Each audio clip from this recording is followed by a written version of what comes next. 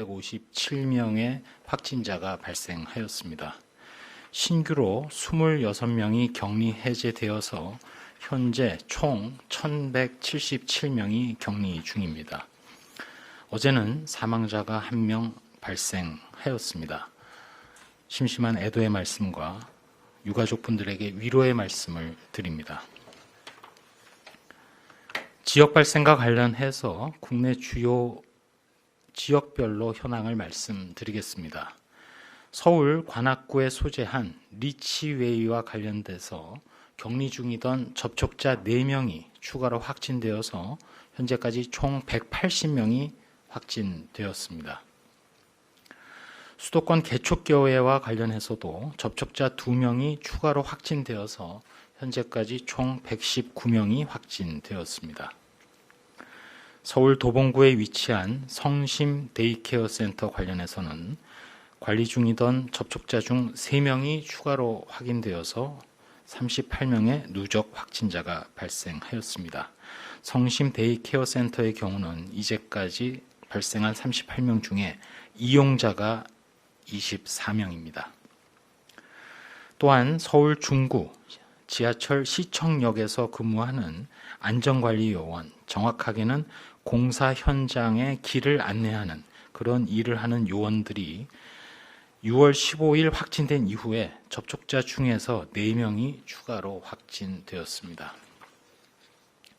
서울 은평구에서는 가족 관련 접촉자 관리 중이던 5명이 추가로 확진되어서 12명의 추가 확진자가 발생했고, 한국대학생선교회와 관련해서 역시 접촉자 관리 중이던 1명이 추가로 확진되어 14명의 누적 확진자가 발생하였습니다. 경기도 부천시에 소재한 구성심리센터 부천점 관련 1명이 추가로 확진되어서 누적해서 5명의 발생이 있습니다. 대전광역시 서구 갈마동에 소재한 꿈꾸는 교회 관련해서 3명이 추가로 확진되어서 현재까지 총 누적 확진자는 7명입니다.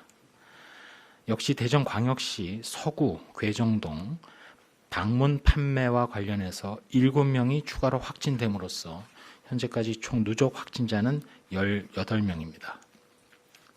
지역사회 중에 마지막 말씀드릴 거는 전라북도 전주시에 소재한 전주여고 학생 1명이 확진되었고, 해당 학교에는 방역 소독 등의 조치를 하였으며 학교 및 학원 관련해서 963명에 대한 검사를 실시한 결과 추가 확진자는 아직까지 확인되지 않았습니다.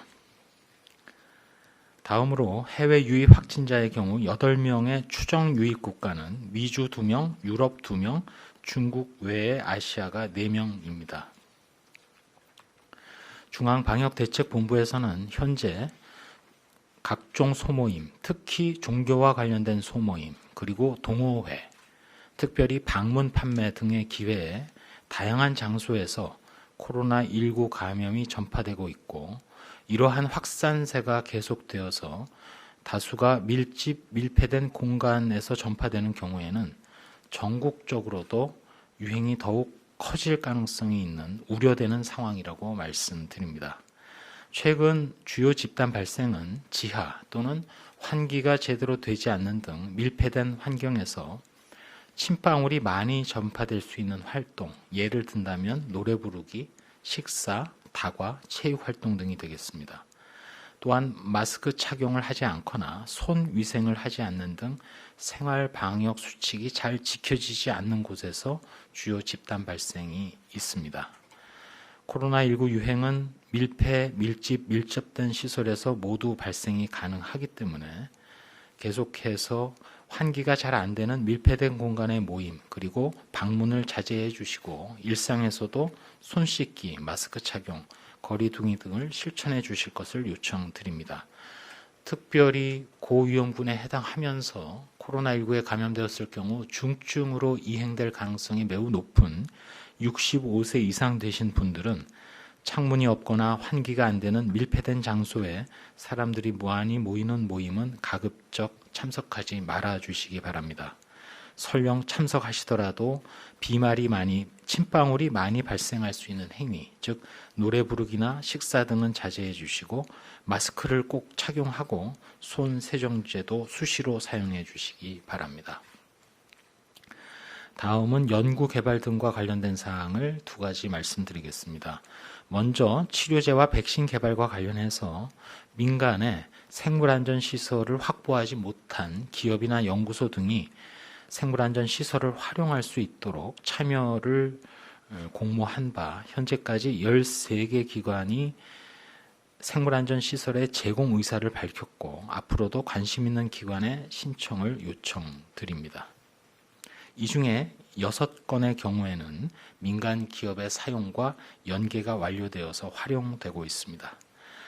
다음으로 매번 혈장 치료제 개발과 관련해서 혈장 공여를 부탁드린 바 어제까지 총 162명의 완치자께서 혈장 공여에 참여해 주시기로 의사를 밝혀주신 데 대해서 다시 한번 깊이 감사드립니다. 마지막으로 몇 가지 말씀 올리도록 하겠습니다. 앞서 말씀드린 대로 코로나19의 확산세가 현재 수도권에서도 잦아들지 못하고 있고 동시에 오늘 말씀드린 대로 대전 그리고 전라북도 전주까지 산발적인 집단 감염이 이어지고 있습니다. 전국적으로 코로나19 유행에 주의하고 대비해야 하는 상황입니다. 특별히 방역당국에서 저희들이 우려하고 있는 부분은 무등록 방문 판매업소에서 시작된 감염 전파가 종교시설, 학원, 그리고 버스 등 우리 일상 곳곳으로 파고들고 있고 요양시설, 종교시설, 방문 판매업소 등 고령층의 감염은 물론 어학원이나 헬스장 등을 통한 청년층까지 세대 구분 없이 개별적인 군집 감염이 발생하고 있는 점입니다. 따라서 특별히 전체 국민 여러분들께 특별히 위험그룹이라고 할 수 있는 장년층이나 노년층을 포함해서 강의를 하거나 설명회를 하는 경우 비대면으로 해주시고 또 노인분들과 밀접해서 접촉할 수 있는 직군들, 예를 들어서 요양보호나 간병에 종사하시는 분들의 스스로의 예방관리 노력을 부탁을 드립니다. 또 나이가 드신 분들의 심지어 친목 모임이라든지 종교와 관련된 모임 등도 계속 자제해 주시기 바랍니다. 저희 방역당국은 현재 매 사례마다 적극적인 역학조사와 더불어 치료제 연구 개발을 통해서도 중증 이상 환자분들의 생명을 지키는 데 노력을 경주하고 있습니다. 전 세계적으로 각종 치료제, 백신 등의 시험 연구 성과가 발표되고 있습니다. 국내에서도 자체 시험 연구를 진행하는 것은 물론 해외 사례에 대해서도 전문가들과 수시로 협의를 하면서 적극적으로 도입하고 실행하는 데 최선을 다하겠습니다. 다만 치료제의 경우에는 현재까지 중증 환자 이상으로 대상이 한정되어 있고 더군다나 부작용이라든지 내성의 등장이라든지 또 개발까지 많은 시간이 소요되는 그러한 과제입니다. 또 백신 개발도 반드시 필요하고 저희가 수단 방법을 다해서 확보를 하겠습니다만 실제 확보된다 하더라도 그때부터 전체 국민들 중에 우선순위를 정해서 실제 접종을 하면서 모니터링을 병행하는 새롭고도 막중한 과제가 또 앞에 놓여 있는 셈입니다.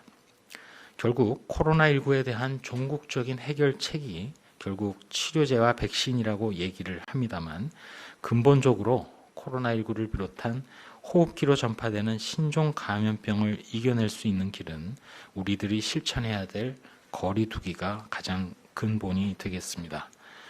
거리 두기를 위해서 우리의 의식, 일상 그리고 전반적인 사회 체계도 진화되고 적응이 되어야 최종적으로 코로나19가 종식될 수 있다고 생각합니다. 코로나 이후에 완전히 달라진 세상이라는 것은 결국 이렇게 사회 체계 자체가 변화되어야 한다는 의미이고 방역의 기본 원칙인 거리두기, 마스크, 개인위생 수칙 등 기본을 충실히 하는 우리 모두의 노력이 절실한 시점이라는 점도 다시 한번 강조드립니다. 이상입니다.